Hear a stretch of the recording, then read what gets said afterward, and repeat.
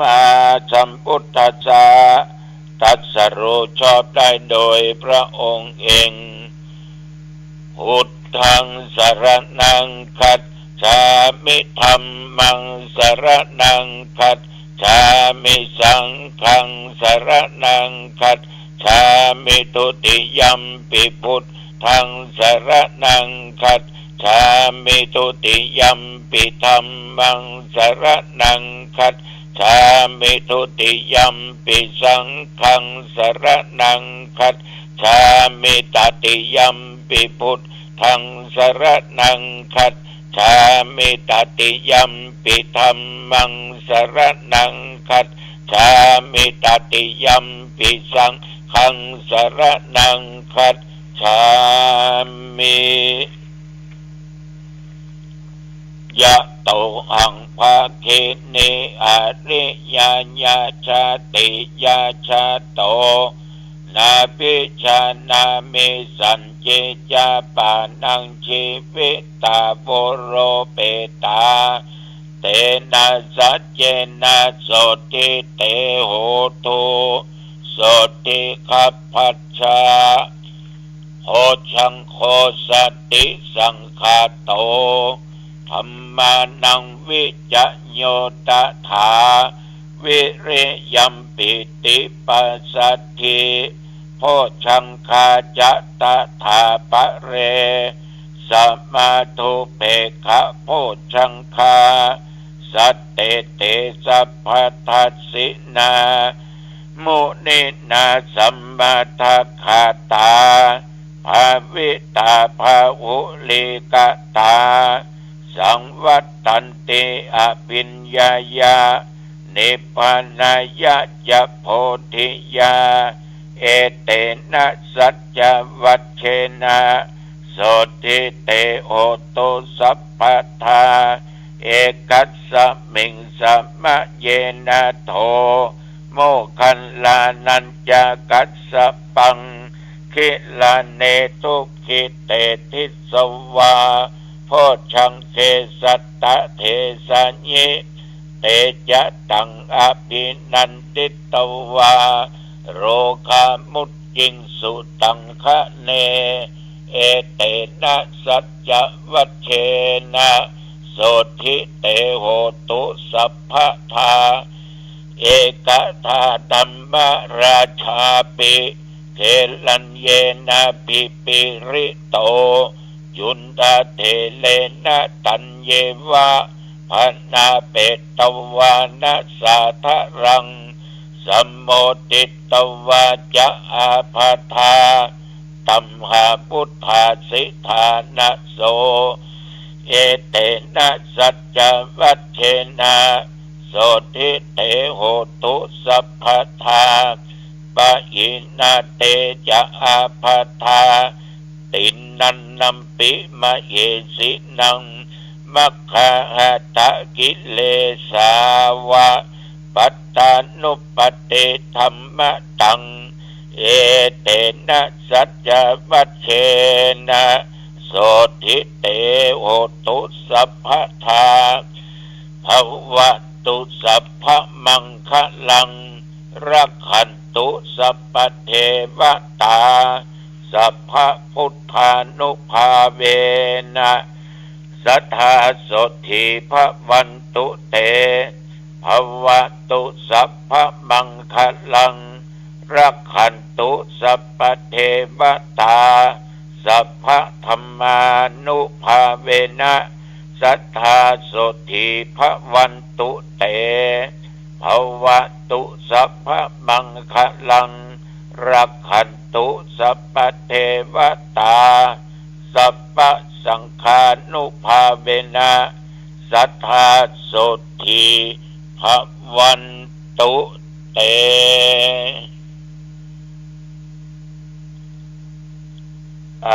กรมอุตุได้ประกาศตักเตือนไว้ว่านับตั้งแต่เมื่อตะวันบ่ามาจนถึงปัจจุบันเดี๋ยวนี้วัดหนองตองใกล้เคียงวัดหนองตองว่ามีฝนตกเนอะแต่ว่า อากาศก็บ่แปรปรวนก็พอดีบ่ร้อนจนเกินไปกลางคืนมาก็หนาวเย็นหน่อยอุณหภูมิปัจจุบัน21 องศาพ่อแม่พี่น้องศรัทธาญาติโยมท่านผู้ฟังแต่ว่านี้ก่อนงายเนาะ7 โมงเช้าก็ไปเจริญพุทธมนต์สวดพุทธมนต์เป็นวันป่อแห่งชาติเป็นวันที่องค์พระบาทสมเด็จพระเจ้าอยู่หัวรัชกาลที่ 9ท่านประสูติในวันที่ 5 ธันวาคมแต่ว่าทั้งเจ้าหน้าที่ทั้งอำเภอชมรมถึงกำนันผู้ใหญ่บ้านหน่วยงานราชการได้ไปจุ่มนุมกันที่ตังมหาลัยน็อตนิมนต์พระสงฆ์สามเณรรับบิณฑบาตเสร็จเรียบร้อยกลับมาถึงวัดญาติโยมตะวาก็ได้มีญาติโยมผู้ใจบุญใจกุศลก็ได้นำเอาเข้าป่าอาหารก็เป็นน้อยสง่ากันดียักษ์บ้านบะกายยอนพร้อมหมู่พ่อหมู่แม่หมู่พี่หมู่น้องลูกเต้าหลานเลนได้เอาน้ำพริกตาแดงใส่บะกอกกินทอดห่อนึ่งหลายอย่างหลายประการตึงไส้อั่วตัวมาถวายเป็นทานในวันป่อถวาขอบคุณโยมสง่าเป็นอย่างมากเนื้อท่านนั้นก็มามีญาติโยมเดินทางมาจากบ้านต้นโจกหลวงอำเภอสารพีจังหวัดเชียงใหม่ได้มาร่วมในการจัดซื้อเครื่องมือการแพทย์เครื่องช่วยหายใจไว้ห้อง ICU ของโรงพยาบาลอ่างดงมีคุณสมพรคุณโสภินกรวดแก้ว 1,500 กล่องบุญแล้วก็ได้มีคุณจันเพ็ญเมืองแก้ว 1,500 กล่องบุญคุณวิภาดานางสาววิมารินสุริยา 500 กล่องบุญนางสาววิภาวีคุณอมรินทร์รวดเร็ว 500 กล่องบุญนอกจากนั้นคุณโยมสมพรโสภินกรวดแก้วรับอาหารมื้อเพ็ญเลี้ยงพระสงฆ์องค์เจ้าวันที่16 เดือนธันวาคมพุทธศักราช 2566 ณ ที่วัดดอยสะปันอยู่อีก 1,200 กล่องบุญ1 โต๊ะเพราะที่หั่นจะมีพระสงฆ์3 จังหวัดแม่ฮ่องสอนลำพูนเชียงใหม่หลายร้อยตนได้ไปจัดบุญออกงานหน่วยอบรมประชาชนประจำตำบล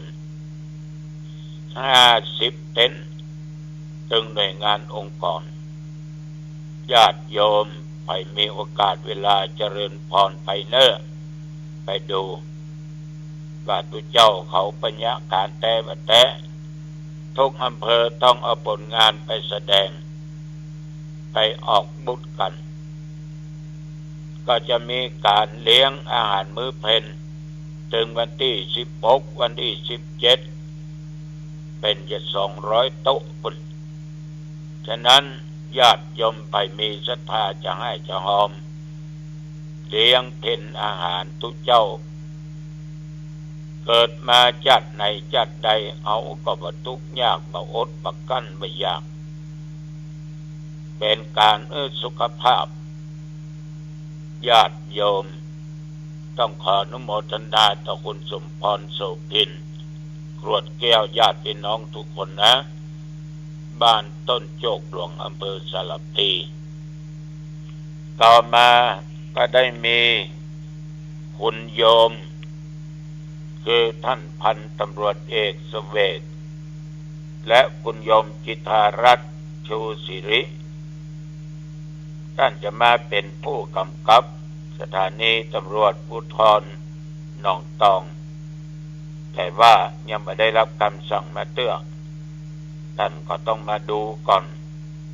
และประการสำคัญคุณโยมเสวกนี้เคยมาอยู่ที่สถานีตำรวจหางดงละเป็นทำงานช่วยราชการอยู่ที่ภาค 5แต่ตำแหน่งอยู่ที่เสมิงแต่วันนี้มาทำบุญ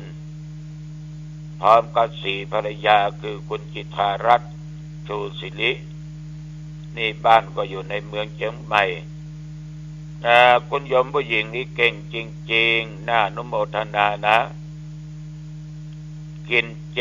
ตั้งแต่เมื่ออายุ14 ปีมาจนถึงปัจจุบัน56 ปีเข้ามาละอายุนะแต่ยังกินเจเป็นคนใจบุญใจทานโยมบอกว่าพระเจ้าเนี่ยทำบุญมาบักขาดทอดพระป่าทอดกฐินช่วยทุเจ้าแต่งวัดสร้างวาสาธุสาธุนุโมทนาในน้ำจิตน้ำใจของคุณโยมเป็นอย่างมากไว้ณโอกาสนี้ตัวจิมเนอร์สร้างไปเตอะลูกหลานเฮยสร้างบุญสร้างกุศลไปมันบ่เสียหลายเอาสร้างไว้อย่างใดก็จะได้รับสิ่งเหล่านั้นอันนี้ก็ต้องขออนุโมทนาวันนี้กินข้าวงายตุลุงบ่ได้อยู่นะจะไปร่วมในงานทำบุญเป็ดศพของครูบาบุญปั่นปัญญาวโรที่วัดป่าเป้าท่านเป็นอดีตเจ้าอาวาสอดีตตุหลวงเนาะอดีตเจ้าคณะตำบลหนองตองเขต 2อดีตที่ปรึกษาเจ้าคณะตำบลตายไปเมื่อวันที่29 เดือนพฤศจิกายนพุทธศักราช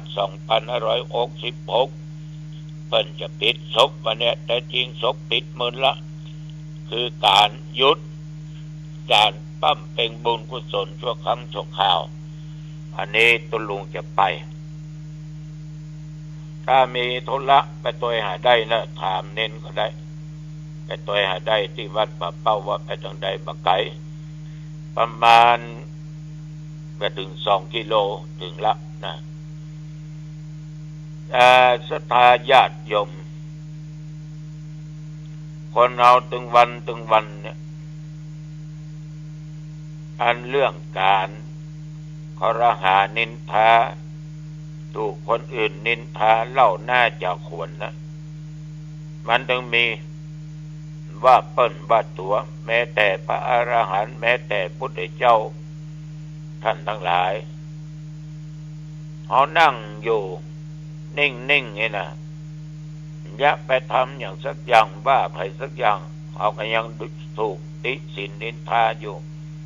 นั่งบัดได้กกงกการก็บ่เนี้ยอู้ก็บ่อู้ยังถูกนินทา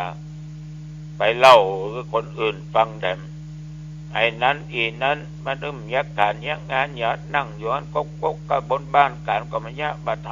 ำไปอู้พระจ๋าก็บ่อู้จ๋าตัวผู้สงสัยเป็นวีบ้าแน่ทีนี้ท่านทั้งหลายคนที่อู้นักอย่างทุเจ้าหนองตองเนาะหรือไผก็ตามญาติโยมก็ตามอู้แตะอู้ว่าย่อยใบย่อยเงาเขาอู้ปบัติตันน่ะมึงว่าพระธรรมโมสังโฆอิเตหักไหมโดยปบัติตันอู้แตะอู้ว่าอู้นักเขาก็นินทาบ่อู้เขาก็เล่าขวัญแม้แต่คนที่อู้พอประมาณเขาก็นินทาให้เหมาะโยมทั้งหลายมันจึงมีภาษิตว่านัตถิโลเกอนันติโตคนบัดถูกนินทามันมีในโลกศรัทธาลองคิดดูเนอะค คนที่เกิดมาเนี่ยอยู่ด้วยกันถึงวันคนใดบ่ถูกนินทานี่มันมีในโลกนะขนาดพระพุทธรูปเนี่ยปั้นหล่อปั้นไว้บนวิหารศาลาการประเรียนที่ไหนก็ตามไปวัดยังไปกราบพุทธรูปแล้วก็เงนหน้าพ่อมึงว่าพระเจ้าวัดเนี่ยสู้พระเจ้าวัดกูบ่ได้เลยวัดกูงามดอกวัดนี้บางงามยังไปติเพียพระเจ้าญาติโยมยังไปติเพียพระเจ้าติคนนั้นติคนนี้ติตัวเจ้าตัวนั้นติเน้นตัวนี้แล้วก็แปลกมันไม่ยอมติตัวเก่านะบักเคยสำรวจตัวเก่าแต่ก็ว่าเปิ้นติเปิ้นเนี่ยถ้ามันไปเล่าหน้าจากขวนมันก็ผิดลึกผิดดึกแล้วนะมันยังบัดติตัวเก่ากูยังมาอย่างอี้ขี้เล่าขวนเปิ้นนี่ขี้กะนอกฉะนั้นญาติโยมคนนอนนี้มันแปลกดีมันก็เล่าก็ดีมันก็เล่าแปลกแต่คนที่ถูกนินทาอย่างเดียวนะหรือได้รับการสรรเสริญอย่างเดียวนะว่าเคยมีมาแล้วบ่มีต่อไปถึงในขณะนี้ก็ยังมีคนเฮาเนี่ยอยู่ถูกเปิ้นนินทาหรือว่าเปิ้นสรรเสริญญาติโยมมันบ่เคยมีมาก่อนฉะนั้นท่านทั้งหลายผู้ที่หูจงพิจารณาทุกๆวันดูดีๆคิดดีๆก่อนจะเล่าหน้าจากขวนไผก่อนจะนินทาไผก่อนจะติไผมองดูตัวเก่าอย่างก่อนไปส่องที่หน้ากระจกกันใบหน้าเขาจะได้ตาเขาเหมือนเปิ้นบ่หูดังเหมือนเปิ้นก็ปากเหมือนเปิ้นก็ญาติโยมลองไปพอเนอะที่หน้ากระจกอันเนี้ยคนเราอยู่ด้วยกันถึงวันมันไม่ได้ติไม่ได้เล่าหน้าจากขวนเปิ้นนี่มาถึงมีอยู่คนเดียวก็จวมอุ้มเข้ากับหมู่ติคนนั้นลากคนนั้นมาติมาว่ามันถึงสะปะสะเปดเกี่ยวดูหมิ่นเปิ้นอย่างอันอย่างอี้จะไปก่อกรรมก่อเวรลูกเต้าทั้งหลายเฮ้ยปิดปากแค่พ้องคำว่าปิดปากไม่ได้หมายความว่าปิดว่าว่าจะเอาอย่างว่าปิดนี่น้ำใจคือปิดความชั่วปากบดีนี่ปากเหม็นนะปากดีนี่ปากหอมนะอันนี้ตัวเจ้าหนองตองขอฝากไว้เอาละอันว่าเป็นเวลาก็พอดีพองามหนออายุวันโนสุขังพลังพบกันใหม่โอกาสหน้าเจริญพรจิตมันเป็นจิตผู้รู้มันก็จะรู้อารมณ์ที่ไม่พึงปรารถนาเกิดขึ้นที่จิตมันเป็นผู้รู้จิตก็รู้ว่าร่างกายมันเสื่อมร่างกายมันเปลี่ยนแปลงธรรมะของพระพุทธเจ้าบอกสอนให้เราอยู่เหนืออนิจจังทุกขังอนัตตาบอกสอนให้เราเข้าใจอนิจจังทุกขังอนัตตาให้เราอยู่กับมันให้ได้มองอนิจจังทุกขังอนัตตาเป็นพ่อเป็นแม่ของเราเป็นเพื่อนที่รักของเราอยู่กับมันได้อย่างงดงามเราอยู่กับมันได้อย่างเป็นปกติทุกวันนี้อนิจจังเปรียบเสมือนขี้ทุกอนิจจังเปรียบเสมือนไฟอนิจจังเปรียบเสมือนของเน่าของเหม็นเราไม่อยากอยู่ใกล้มันเป็นทุกข์เช่นความแก่ปรากฏมันก็เป็นอนิจจังความตายปรากฏก็เป็นอนิจจังแต่สิ่งเมื่อเกิดแก่เจ็บตายปรากฏเราอยู่กับมันไม่ได้เราอยู่กับมันไม่ได้เรารับมันไม่ได้เพราะอะไรนะเพราะเราขาดปัญญาสิ่งเหล่านี้มันเป็นธรรมชาติเมื่อเราฝึกจิต จิตแล้วจิตผู้รู้จิตผู้รู้ก็คือตัวปัญญาเมื่อจิตเกิดปัญญาเมื่อจิตเป็นผู้รู้จิตก็สามารถอยู่เกิดแก่เจ็บตายที่มันปรากฏได้อย่างปกติอยู่กับเกิดแก่เจ็บตายได้อย่างงดงามเรียกว่าจิตที่เราฝึกเกิดก็ไม่มีค่าสำหรับจิตแก่ก็ไม่มีค่าสำหรับจิตเจ็บก็ไม่มีค่าสำหรับจิตตายก็ไม่มีค่าสำหรับจิต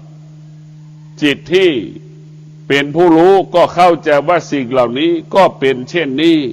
แม้กระทั่งชีวิตของเราร่างกายของเราก็เป็นเช่นนี้ไม่มีใครหลีกหนีสิ่งเหล่านี้ได้มนุษย์ทั้งหลายปรารถนาสิ่งไหนสิ่งนั้นก็เกิดขึ้นกับมนุษย์ทุกๆคนมนุษย์ทุกคนจะสมปรารถนาดังใจปรารถนาพระพุทธเจ้าว่ามีสิ่งหนึ่งที่ชาวโลกทั้งโลกไม่อาจสมปรารถนาได้ก็คือไม่สมปรารถนาไม่ให้แก่ไม่ให้เจ็บไม่ให้ตายได้ทำไม่ได้อย่างสิ่งอื่นๆที่มนุษย์ปรารถนาเนี่ยมนุษย์สมปรารถนาทุกอย่างแต่มีสิ่งเดียวที่มนุษย์ไม่สมปรารถนาก็คือเกิดแก่เจ็บตายมนุษย์ทำไม่ได้เพราะฉะนั้นพวกเราทั้งหลาย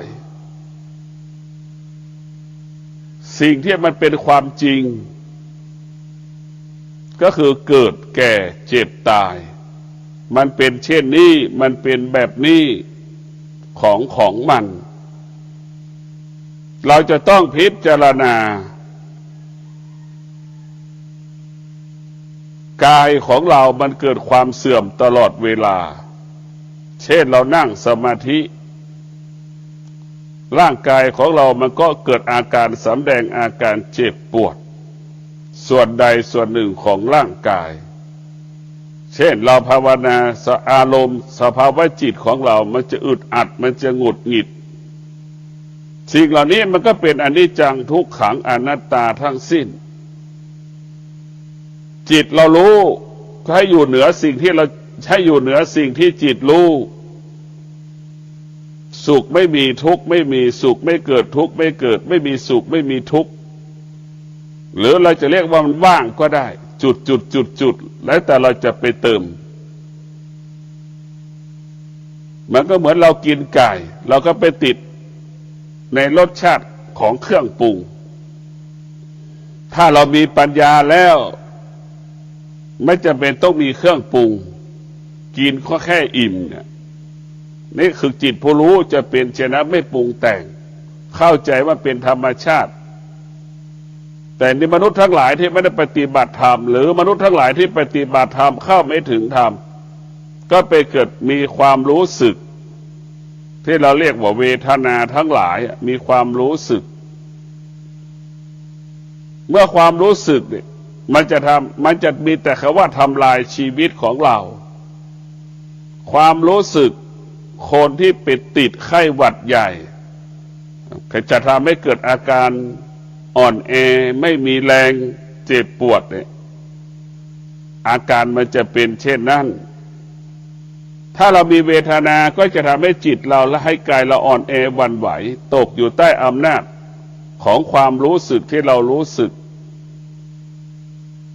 อุปทานก็ดีความรู้สึกก็ดีเนี่ยมันเป็นสิ่งที่น่ากลัวเวทนาถ้ามีตัวตนอุปทานถ้ามีตัวตนมันก็เหมือนกาวดักหนูจิตของเรามีตัวตนก็เหมือนหนูติดกาวออกไม่ได้หนูติดกาวจิตเราก็คือหนูเวทนาอุปทานก็คือกาวดักหนูเข้าไปยึดติดปรุงแต่งมันจะออกไม่ได้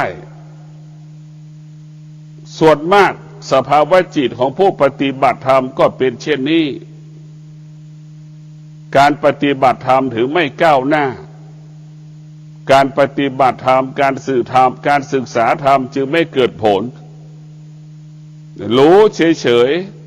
ๆเหมือนเรารู้น้ำหอมเนี่ย แต่เรายังเข้าไม่ถึงตัวน้ำหอม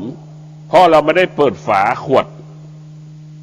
รู้เฉยๆว่าเป็นตัวหนังสือว่าเขาบอกว่าน้ำหอมชั้นหนึ่งของโลก